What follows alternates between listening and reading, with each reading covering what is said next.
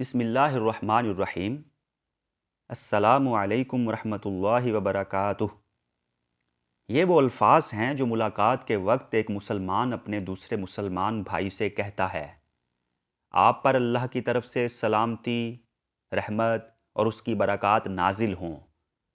تو کیا کبھی ہم نے برکت کی اس دعا کے مفہوم پر غور کیا ہے؟ برکت کا لفظ جمع کی صورت میں قرآن مجید میں 3 مرتبہ استعمال ہوا ہے۔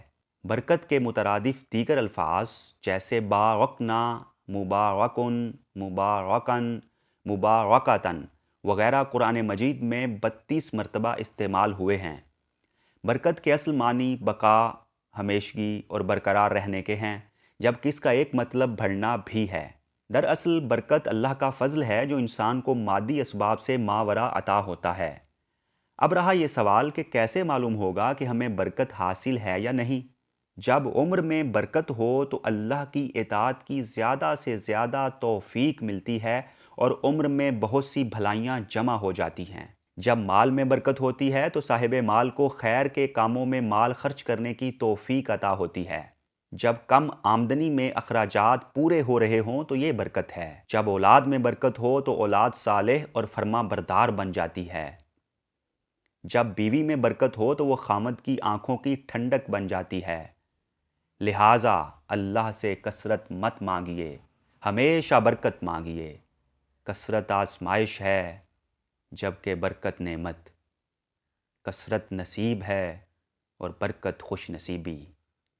کثرت آپ کا اندازہ ہے کہ اس قدر ہو تو ضروریات پوری ہو جائیں گی۔ برکت اللہ کی طرف سے ضمانت ہے کہ جو ملے گا اس میں ضروریات لازماً پوری ہوں گی۔ کثرت کا نتیجہ بے سکونی جبکہ برکت کا نتیجہ سکون ہوتا ہے۔ کثرت کا نتیجہ فکر جبکہ برکت کا نتیجہ شکر ہوتا ہے۔ کثرت اللہ سے غافل کرتی ہے جبکہ برکت اللہ میں شاغل کرتی ہے۔ اب رہا یہ سوال کہ برکت حاصل کیسے کی جا سکتی ہے؟ اس کا جواب نہایت سادہ ہے۔ جن اشیاء میں اللہ نے برکت رکھی ہے ان سے نسبت اور تعلق مضبوط کیجئے، برکت نصیب ہو جائے گی۔ قرآن مجید کی روشنی میں 5 ایسے اعمال جن سے برکت حاصل ہوتی ہے آپ کے گوش گزار کر رہا ہوں۔ اللہ تعالیٰ سے پختہ تعلق، قرآن کریم سے مضبوط تعلق، ایمان سے مزین ہونا، تقوی اختیار کرنا، استغفار کی کثرت۔ اللہ تعالیٰ نے خود کو سورۃ الملک آیت 1 میں بابرکت ذات فرمایا ہے، لہٰذا اللہ سے تعلق جتنا مضبوط ہوگا اسی قدر برکت نصیب ہوگی۔ ہر وہ چیز جو اللہ کے لیے نہیں ہوتی برکت اس سے اٹھا لی جاتی ہے، کیونکہ اللہ تعالیٰ ہی برکت والا ہے اور ہر برکت اسی کی طرف سے ہوتی ہے۔ قرآن مجید بابرکت کتاب ہے، جیسا کہ سورۃ الانعام آیت 155 میں مذکور ہے، لہٰذا اس کی تلاوت، تفہیم، تبلیغ اور اس کے احکام کی تعمیل سے برکت حاصل ہوتی ہے۔ اہل ایمان اور اہل تقوی پر برکات کی بارش کا وعدہ اللہ نے فرمایا ہے، جیسا کہ سورۃ الاعراف آیت 96 میں ہے۔